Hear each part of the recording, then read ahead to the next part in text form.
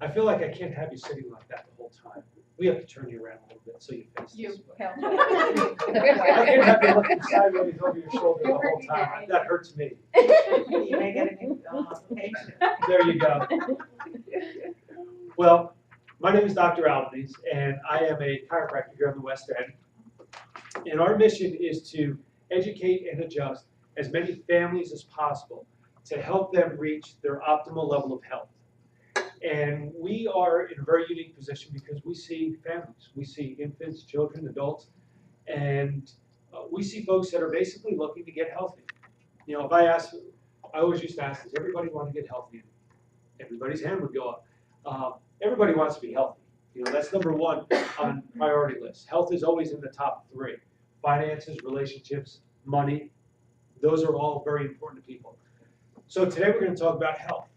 And before we do, and the topic is staying younger, living longer, we're going to touch on all aspects of health. I want to bring about a little foundation so we have a little understanding what health is. Because everybody wants to be healthy, but we don't always have a clear picture of what health is. You know, I see a wide array of patients. Yesterday we saw a little 3-month-old, and little 3-month-old, he or she was having colic and reflux. Her parents are under care, and they brought her in to get checked because they wanted me to help her with that. Saw a little 7-month-old with double ear infections, and he comes in to get adjusted. His family's under care because they said, let's see if we can help Chase with these ear infections. So a couple of young girls in, one in elementary school, one in middle school. One was having allergy problems, one with a headache. Their mom brings them in because she wants help with the headaches, the allergies. And we saw dozens of people yesterday. Some of them had, you know, no pain at all, no problems at all. Some had, oh, my neck hurts a little bit, or I'm having a migraine, or my stomach's been upset. Can you help me? And these folks are concerned because they have some type of symptom. In other words, something's wrong. Can you help me? So they come to me and they say, can you help me with these problems? In other words, can you help me regain my health? And one of the biggest jobs I have as a doctor means teacher. So my main focus is I want to educate people, or at least inform people about health. Because if I can empower people to understand what health is, how to get and stay healthy, it's like teaching someone how to fish. You don't have to keep feeding them, right? So I explain to people when they start care, patients when they start care, that I'm not here to treat an ear infection or an allergy or a back pain or colic. I don't do that. What I do is find out why your body is not expressing health. Because if I can help you become healthier, then these problems will go away. See, but all too often, we get stuck on the symptoms, on the outward sign of a problem. And when the symptoms go away of an ear infection or the colic or the headache goes away, we say, okay, I'm better now. Are you better? Or is the symptom just gone? Are you healthier? Or is the symptom just alleviated itself? Or have you taken something to change that symptom? See, I want to help people get healthy. I want to help people, number one, realize what health is. Realize they have the potential to be truly healthy and vibrant well into their hundreds. We're designed to live well into about 140, 50, 60 years old. That's the way we're designed. Our life expectancy is 76 and a half years old. To me, that's not acceptable. And the quality of those years, that's something else. Because the quality oftentimes, well, people get, you know, as they get older, as we say, people get sicker. And we almost expect that. But that shouldn't be. We should be vibrant, healthy, and alive until the candle kind of flickers out, and that's it. Okay? So that's what we're going to talk about today, health. There's a formula for health. You know, 2 + 2 = 4 every time. It doesn't matter what you do, 2 + 2 is always going to equal 4. Well, Tony Robbins says success leaves clues, and health is the same way. If I ask you what health looks like, can you create a picture in your mind? What is somebody who is exhibiting health? What do they sleep like? What is their sleep like? Do they sleep through the night, resting? Do they wake up in the morning, ready to go? Do they need an alarm? Maybe they don't. But when they wake up, do they need to get things jump-started? Or do they just wake up and say, I'm ready to go? What does their day look like? How do they move? How do they act? What does their face look like, their complexion? What does their expressions look like? When they eat, what does their plate look like? What is it filled with? Do they exercise? Do they move? Do they sit all day? What does that look like? Are you creating a picture in your mind? Right? Are you that picture? No. No. That's good, because that's a starting point. Because if I were to ask each of you, do you want to be healthy? Everybody would say yes. Either by peer pressure because you want to be healthy, right? But you would say yes. So then my next question would be, do you have a plan to be healthy? What is your plan? See, most people's plan is, well, things are going pretty well the way they are. Doing my thing, I'm going to work, everything seems to be okay. Until what happens? Things aren't going so well. Things don't go okay. Now we devise a plan to get us, quote unquote, back on track. But did we really ever realize what health was? See, that vision that you created about health, that's who we have the potential to be. When people come in the office and they might say, well, I'm having this problem or that problem, one of my questions is, well, how is this affecting your life? Are you able to participate in the things you like to do? Are you able to live the life you want to live? What is this problem interfering with? I can't play with my kids. Well, I'd like to do the UCrops 10K, but I can't do that. You know, I'd like to take part in this activity or that activity, but I can't. See, that's the real question for me. How can we help you get back to your life? Does anybody go to the doctor on a regular basis? I don't mean your quote-unquote wellness visit. I mean on a regular basis to say, okay, take a look. Is there anything I need to do? What can you give me to do? Give me a homework assignment. Say, okay, this is what you need to do now. Let's take you up another level. See, I have patients every day that come in the office for that. Every day we see dozens of people who come in the office that feel well, don't have any symptoms, are living their life and say, help me stay this way. I had a patient yesterday. She started care, I don't know, probably about 8 years ago. For a short period of time, we helped her through the crisis she was in. I didn't see her again, but I've been taking care of her husband all these years. So she came back in the office, I believe it was last fall. She was having a lot of problems. She was having headaches and migraines and tingling and things like this. I said, well, what is your goal in life in terms of you as an individual? What would you like to do? She said, well, Jason started running again and we'd love to do the 10K. She said, but I can't even get through the day. I said, okay. My first question then after that was, are you ready to make a commitment to get healthy? Are you ready to do what you need to do to get healthy? And she said, yes. She has 4 young kids. So, saw her yesterday, and I said, how'd the 10K go for you guys? She goes, oh, it was awesome. It was great. Jason did a little bit faster than me, but next time I'm going to catch up to him. I says, great. So what are the next goals? Well, what do you have on the schedule now? You know, it's springtime. What are you going to be doing in the summer and fall? She goes, well, Jason wants to do some of these warrior runs. You know, where you run like 3 miles, 10 miles, or 10K, and you do all these obstacles, right? Climbing under barbed wire and all this stuff. I said, great. Well, what do you think about that? She goes, I don't know if I'm ready for that. I think I'm just going to do the 10Ks and some 5Ks over the summer. I said, wow. When you came in the office in the fall, do you realize you just want to get through the day? Now she's just going to do a 10K. She's just going to do a few 5Ks. And then she'll think about doing these warrior dashes. In the back of her mind, November is the half marathon. And I know that's her goal because she told me that. I said, wow, the expectations she has for her life are so much greater than they were 6 months ago. Right? That's what health is. That's what living is. 2 + 2 always equals 4. There is a formula for being healthy. There's 5 things that comprises health. Let me take you back to the beginning when we started, okay? Because this will give you an understanding how the body works. We start 2 cells. They come together. And in 9 months, 270 days, we have a little baby. Right? There's an intelligence that coordinates how that baby is formed. Right? The first organ to develop is the brain. From the brain, you have the spinal cord. From the spinal cord, you have all these little nerves. At the end of the nerves, the brain sends messages through those nerves. It says, let's take all these cells and tissues and formulate the heart, formulate the liver, the lungs, the stomach, the big toe, the head. Now, 9 months later, you have this perfect little being. That intelligence, your nervous system, coordinates the function of every part of your body.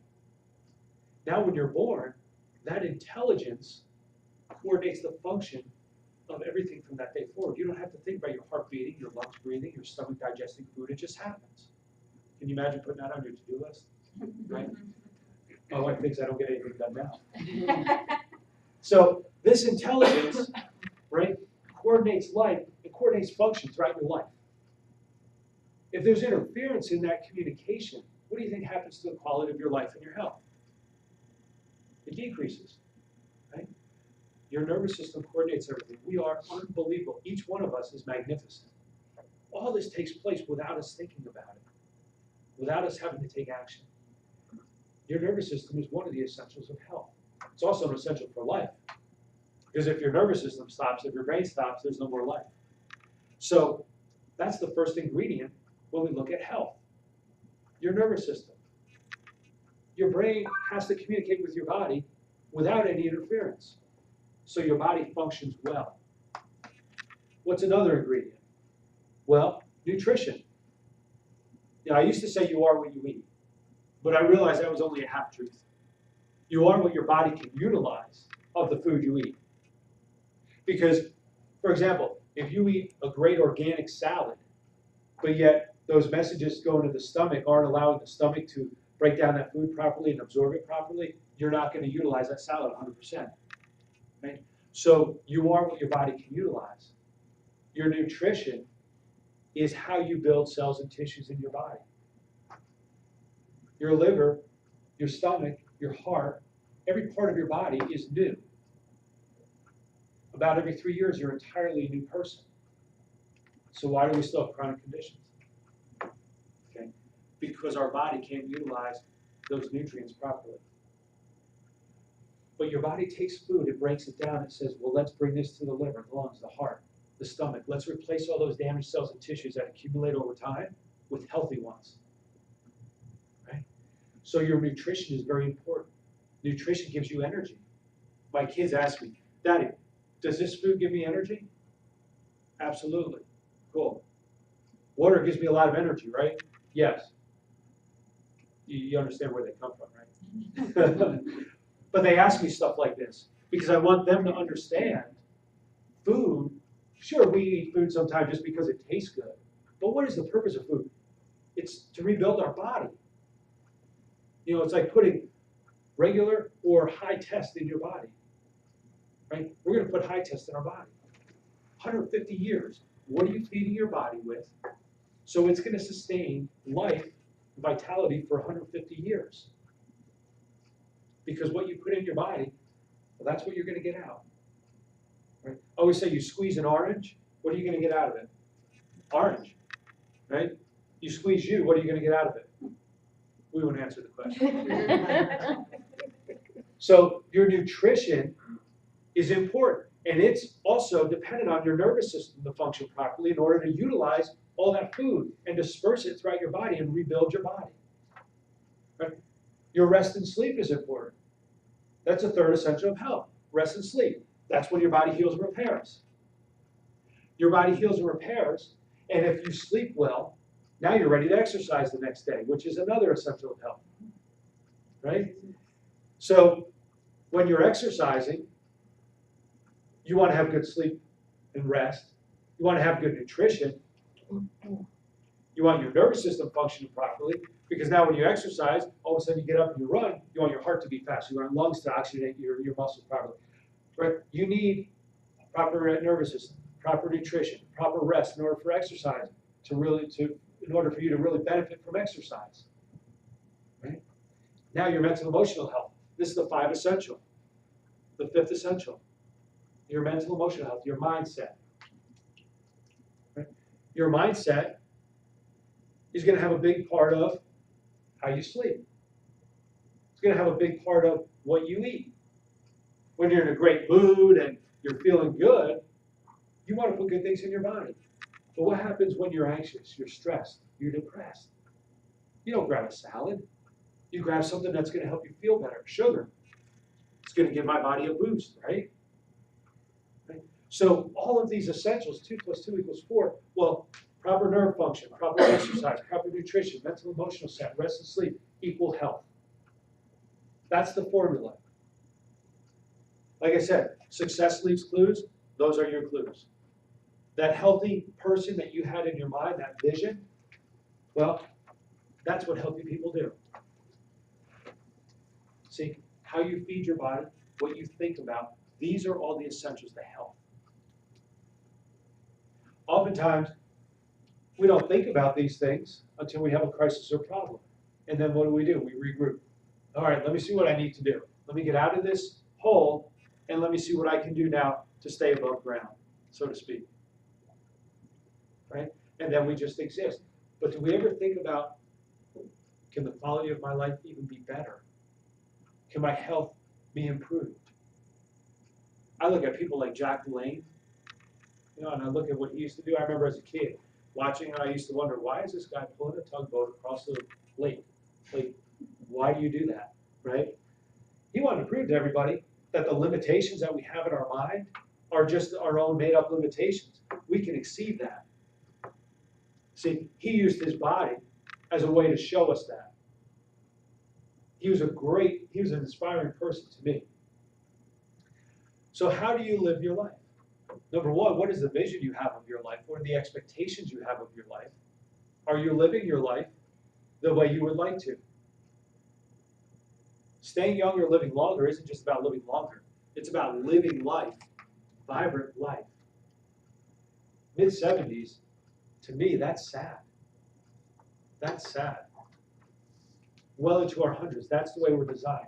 Genetically, our genetic makeup is no different than it was 20, 30, 40,000 years ago when we were hunter-gatherers.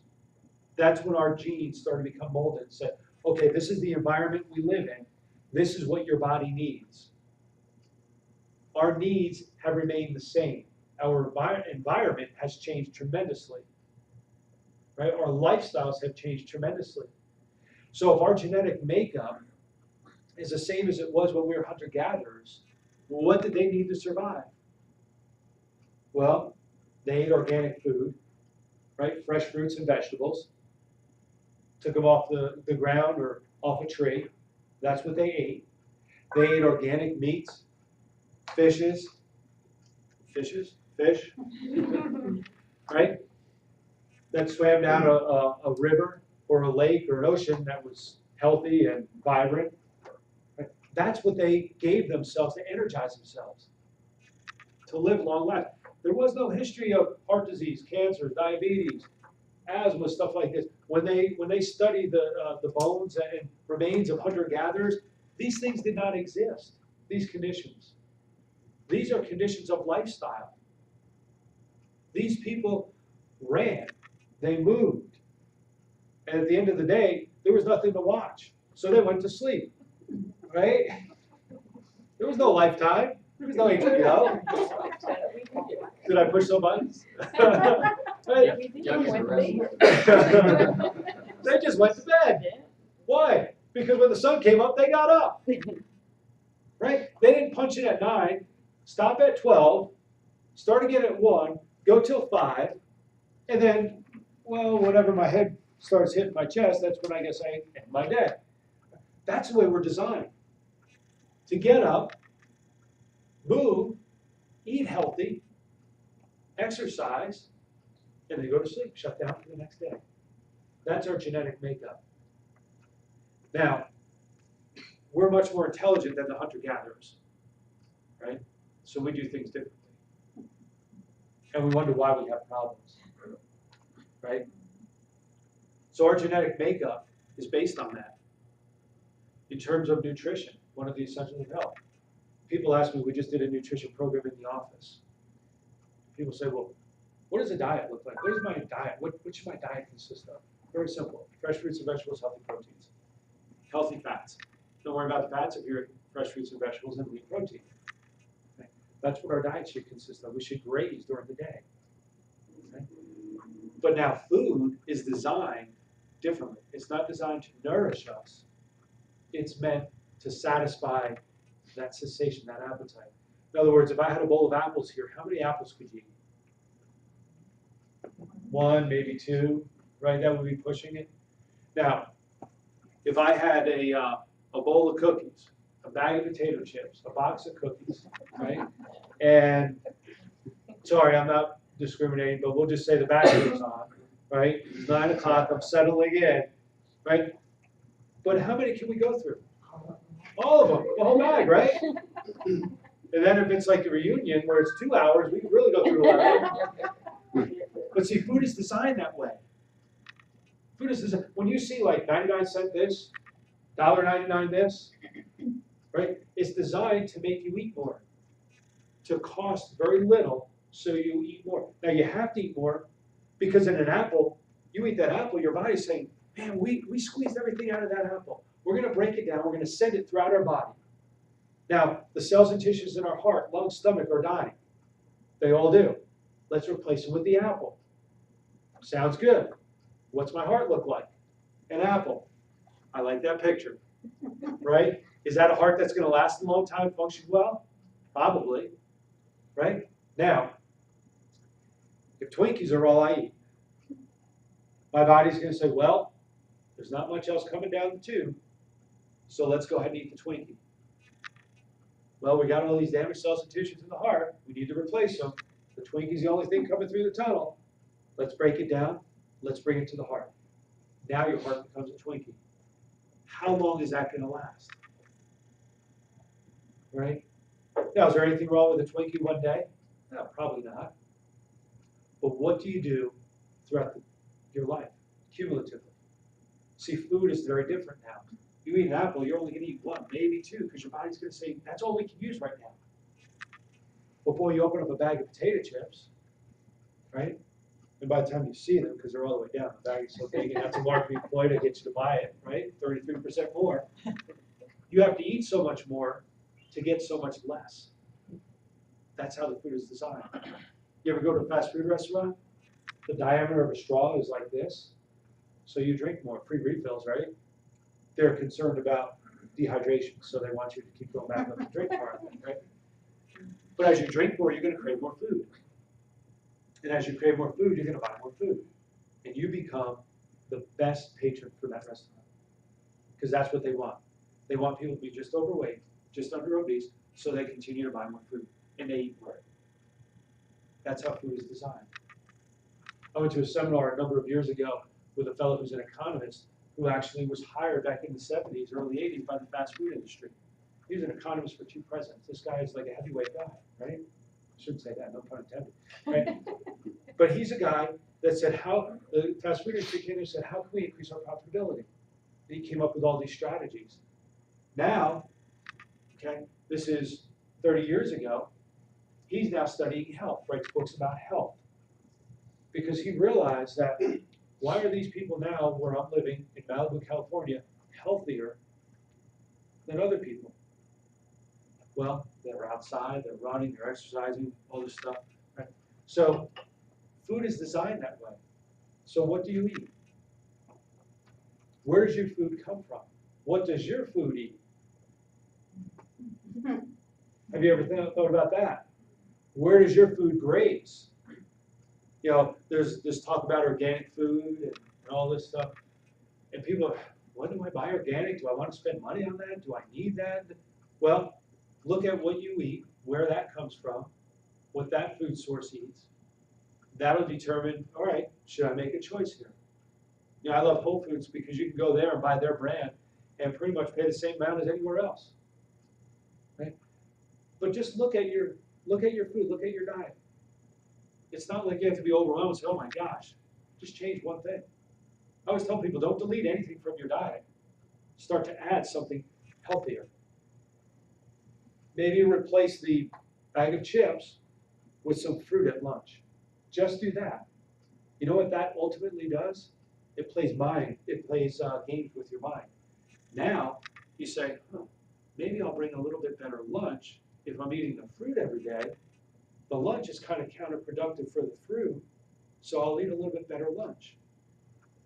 Now, maybe I should exercise a little bit, because if I'm eating healthier and I'm not exercising, see, and you start to produce this chain reaction.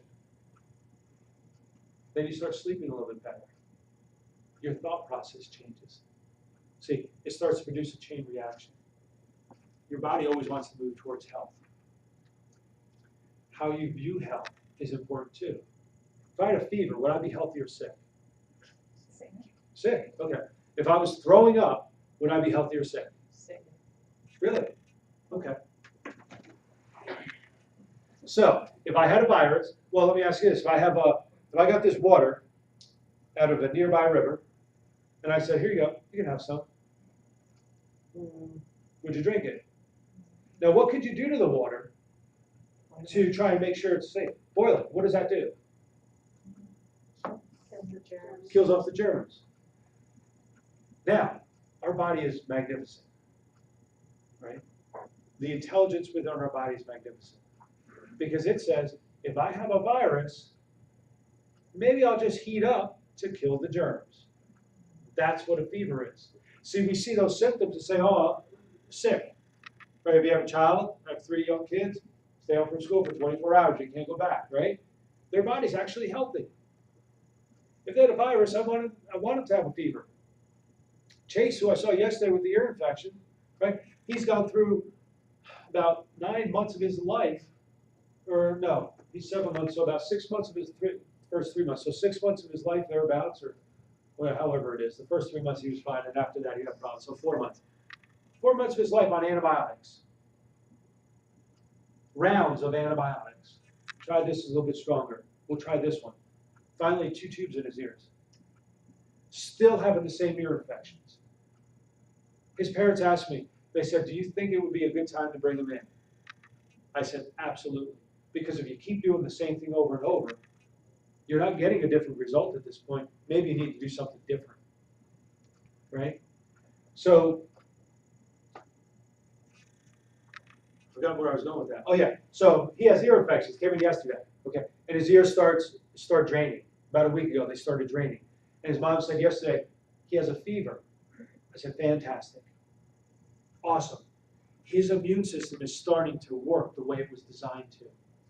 His body is heating up to kill off the germs. He never had a fever before. He had viruses, but never had a fever. He couldn't get healthy. His body couldn't get over the ear infections. See, a fever is healthy. It's a healthy response to the change in the environment internally. If I sat down and I ordered chicken and it wasn't prepared or cooked all the way, I wouldn't want it going down. I want it to come back up. That's healthy. That's a healthy response. Do you know that digestion is one of the most taxing, energy-absorbing functions your body goes through? So if your body is going through a state of dis-ease, sick is what people will call that, would you want to go through digestion? Or would you say, let's get rid of everything? Why do you think people throw up and at the other end, right when they're sick, they're actually healthy? They're saying, let's use all our energy on immune function. Let's not use it to break all this food down. See, how we view what the body goes through, how we view health is very important. We have this notion that these symptoms are bad. Meanwhile, we all know people, gosh, they just ran the 5K, or I just saw them gardening. They were just walking around the street. Can't believe they had a heart attack. We all know those stories, right? Just diagnosed with cancer. Never had any symptoms. If you look at that person, next to the person who has a fever, who would you say is sick? The person with the fever. The lack of symptoms doesn't necessarily, now it doesn't mean everybody has to be paranoid and say, oh my gosh, am I in a crisis here? But what I'm saying is, a lack of symptoms doesn't necessarily mean we're healthy. Healthy is not about symptoms, it's about how your body functions. Your body's always changing and adapting based on what's going on outside and inside the body. And as long as we're doing that, we're moving towards health. But if our body doesn't do that properly, now we have a state of dis-ease. I mean, we see it now, we're at the tail end of it, allergy season. By the way, you have to check your calendars. Make sure you're up to date with the calendars, okay? Because we have summer, fall, spring, allergy, and then we start again with fall. 5 seasons, just so you know. Allergy season, we just finished. Now we're going into summer, okay? But we see it with the allergy, right, with pollen. Does pollen cause allergies, yes or no? See, now no one's going to answer my question. Pollen cause allergies? Yeah. Yes, right? Anybody have allergies? Anybody not have allergies? Where do you go during pollen season? Do you leave the area? You don't. Just don't have any problems with it. You don't have any?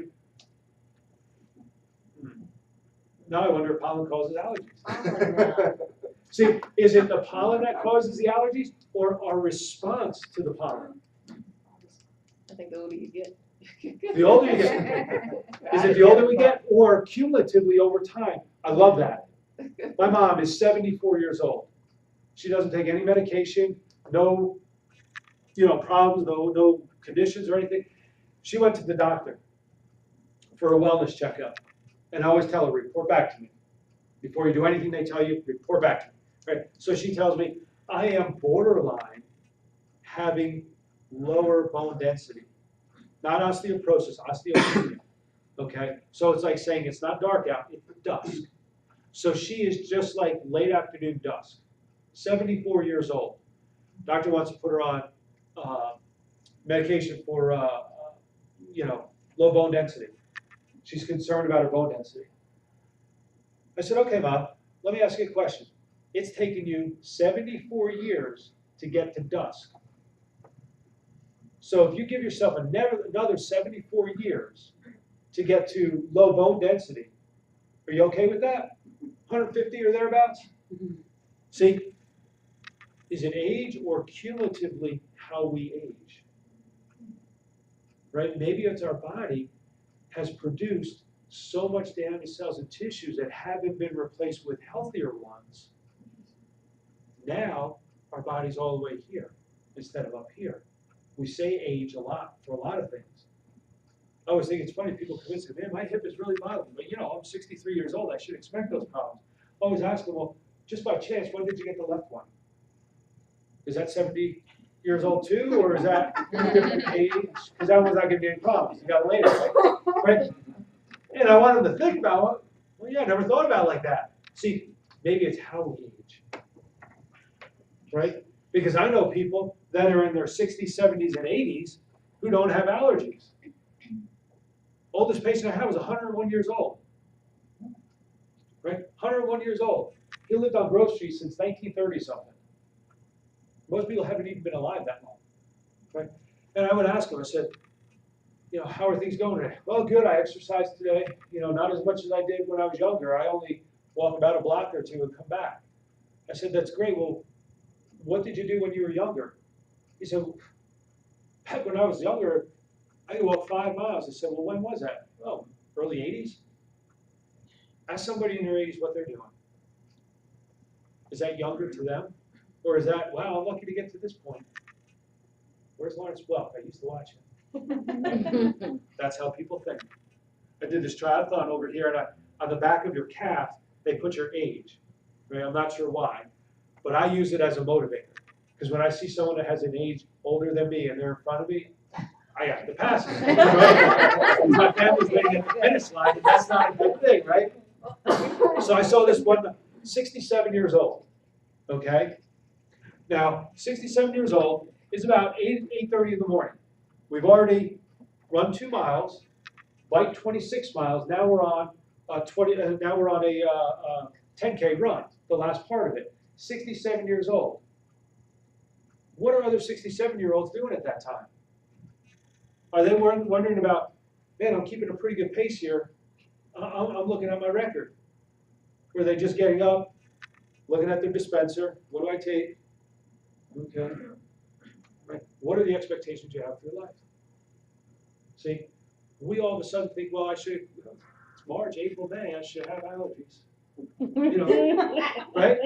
But no, I mean that's what most people think. I see that with kids. I go through a timeline with parents. Well, not with parents, with people who start care. See, the most important thing I can do is to have people question what they have been conditioned to think like, and to maybe develop new answers and better questions. You know, what is normal? Well, colic, then ear infections, then allergies, then asthma, throw in some ADD, right? A little bit older, well, I'll start my cycle, menstrual cramps. As we get a little bit older, headaches, can't eat the food I used to eat, don't have the energy I used to have, can't perform the way I used to perform, but I can't exercise the way I used to. This is normal, right? Nobody even blinks an eye at this. It's normal because it's so common, but it is not normal. It's so common though. I always tell people my kids suffer from so many abnormalities, it's not even funny. They've never had an ear infection. They didn't have colic. Sometimes as a parent, I think, well, we need to throw in something, right? But what are the expectations? Because we think that's normal, because it's so common, right? Allergies or whatever it is. So how we live our life, the environment we create inside has a lot to do with how our body functions. And maybe the fever, maybe the sweats, maybe the throwing up, maybe that's just a healthy response. Maybe that's okay. I have to acknowledge what my body's doing. I had an injury with my low back years ago, and it was probably about 1.5 years after we were married. I was trying to get off the couch. I had hurt my back pretty bad that time, and I passed out. My wife was looking at me like, oh my gosh. I came to, I don't know how long I was out, not long. And I woke up, I was sweating and all. She goes, we need to call the ambulance. I said, why? She goes, you just passed out. She thought I'm not thinking right. I said, no, understand what my body did. My body is so intelligent. It said, I have to shut you down because you're trying to move in a direction or position that's going to cause more problems.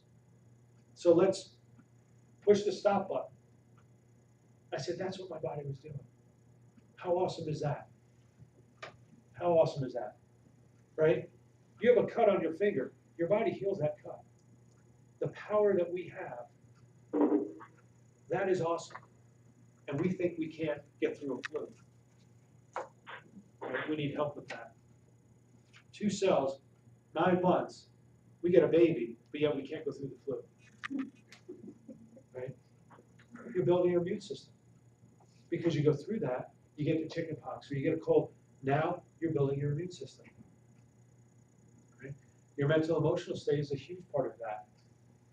Your health. What do you think about on a daily basis? We have 60,000 thoughts a day. 60,000 thoughts.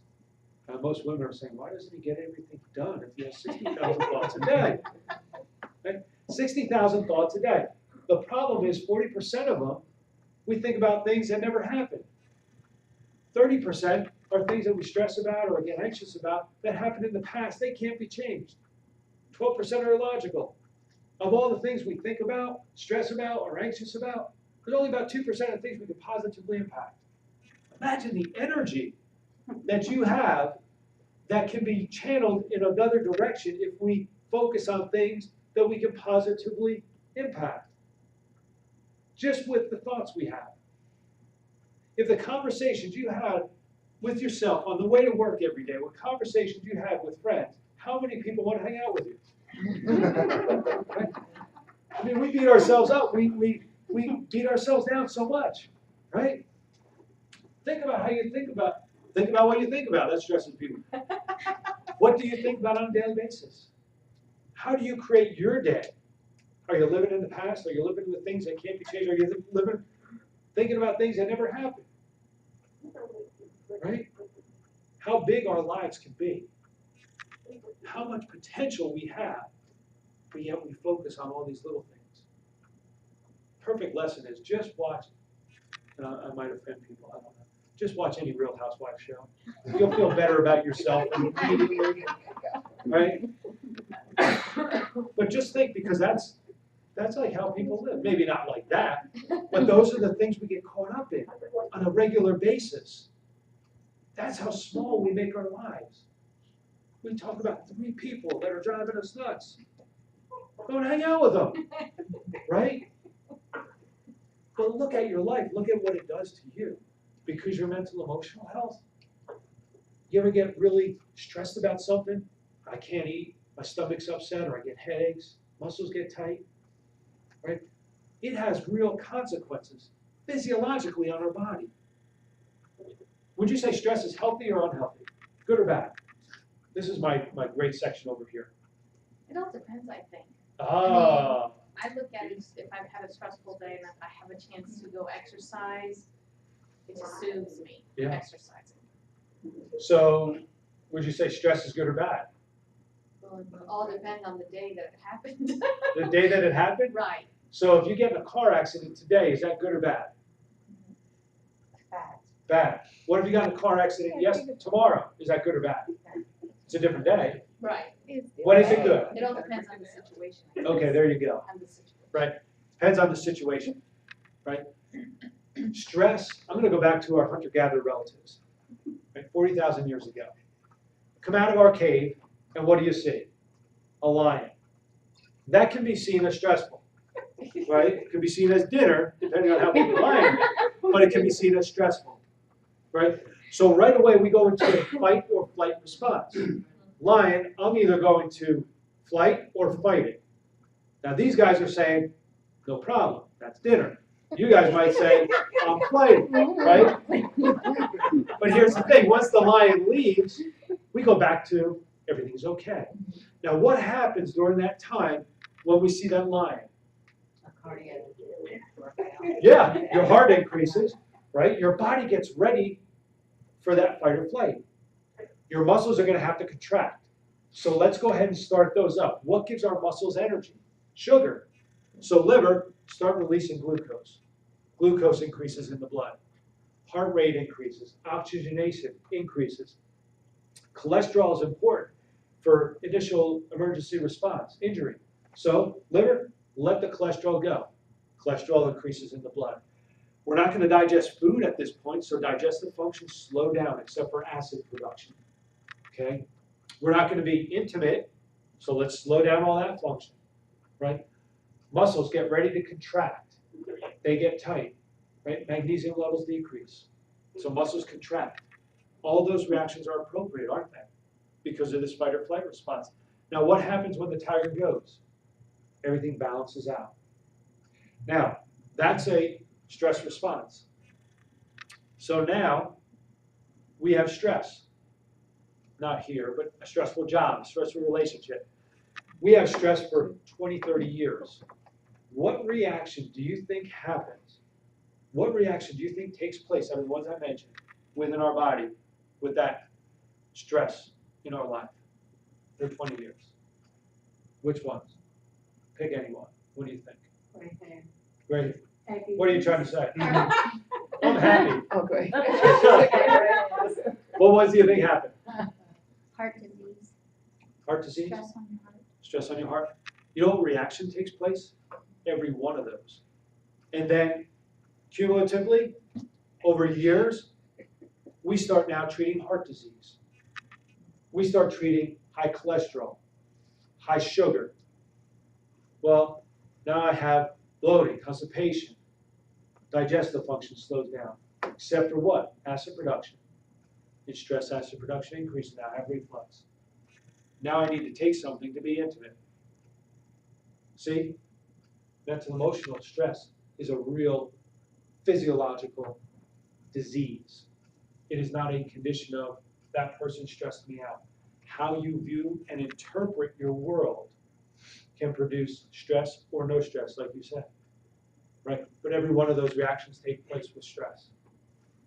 So if you're constantly living in a world of stress, think about making some changes to the way you interpret the world, the way you respond to situations. Right? My kids, you know, it's 8:30 at night, I'm kind of at my limit. Michael, go upstairs, get your pajamas on, brush your teeth, wash your face, go to the bathroom, get into bed, I'll be right up there, kiss you goodnight. And I get a blank stare. which is pretty common. What are you doing, buddy? Well, let's move. Are you mad? What are you talking about? And I say this to all three kids at the same time. My daughter, she's perfect. She always listens. She's upstairs in bed already, right? My little guy gets halfway there, then forgets what I tell him. My son Michael, he's looking at me. So why do you say I'm mad? He goes, well, the way you said it sounded mad. Buddy, I just said, go upstairs, get your pajamas on, brush your teeth, wash your face, go to the bathroom, get in bed, I'll be right up. I just said a word. I love you? Is that a little different than I love you? They're just words. How do we interpret that? Right? How do you interpret your world? Because that produces stress, doesn't it? Your interpretation of what happens. Stuff's always going to happen. How you interpret is important. These are, if you will, this is the formula for health. You have to have a nervous system, a brain that's connected to your body without any interference. That's the only way your body knows how to function. It's the only way your brain can tell your heart what to do. Speed up, slow down, digest this protein, digest this carbohydrates. It has to function without any interference. You have to give your body good food. You have to think good things, or at least have a good response to things that do happen. You have to move. We're meant to move. That's why we're made of joints. Tin Man didn't move. He didn't have to. He's not made of joints. We're made of joints. You have to rest and sleep. And that doesn't necessarily mean, maybe I shouldn't say this here, working through lunch every day, right? Going longer, getting in early, staying late. Maybe we need to do that sometime, everybody who's listening. But the reality is we do need time to shut down. Maybe it's just at lunch, it's going for a walk. Maybe it's just sitting in your car for 10 minutes, closing your eyes. Right? We need to reboot. We need to restart sometime. Not just when you get to the end of the line, you have to go away on vacation. That's already past that point.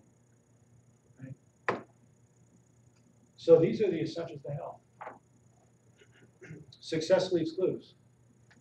The picture of health you had in your mind, well, these are the things you need to do. All five. All five.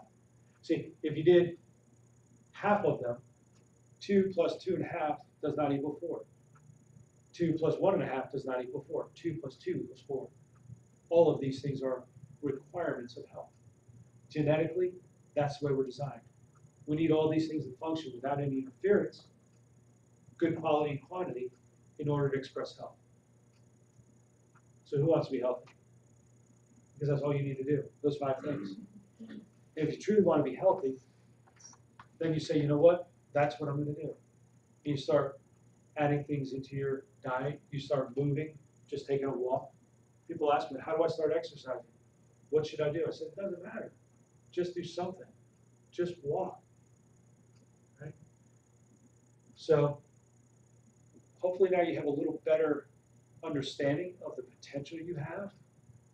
Now you have a better understanding of kind of a roadmap, how to get to that destination of being healthy.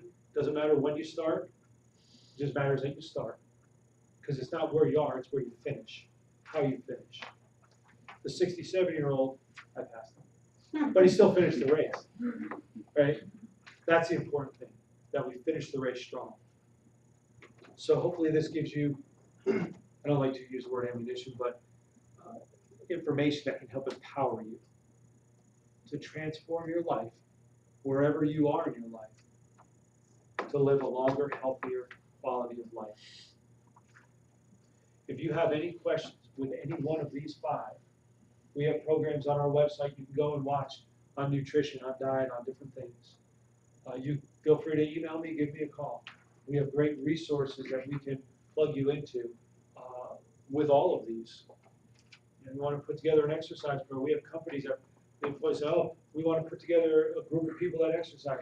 We have great websites that you can use as a resource. You're not sure where to start with nutrition, we have great resources for you. I'm not selling you anything. I mean, it's all, just things that we can, point in a direction. The only thing you can do on your own is the nervous system. It's the only thing you cannot improve or change on your own. So we always, when we do a program like this, if you want to have your spine and nervous system checked, we give you the opportunity to do that. It's $25 for the exam, x-rays, everything that we do, all the computerized neurological tests, and we donate that to the Humane Society. Right? Because I just want to make available the opportunity to get checked. Get your nervous system checked, get your spine checked. Most people think, oh, it's back pain and neck pain. It has nothing to do with that. Pain is a symptom, it's a sign that something's not working right. The lack of a symptom or sign doesn't mean everything's working right, it just means maybe it's not, maybe it's silent, maybe it hasn't shown a symptom yet. So we always give you the opportunity to do that for you and your family. If you know people outside this area that need help in any one of these, let them know. Go to our website. We'll find a chiropractor for them if they want to pursue that part of their health. But these are all essential. So whether you see me, see somebody that can help you in that respect. Okay? I appreciate your time, and I thank you very much.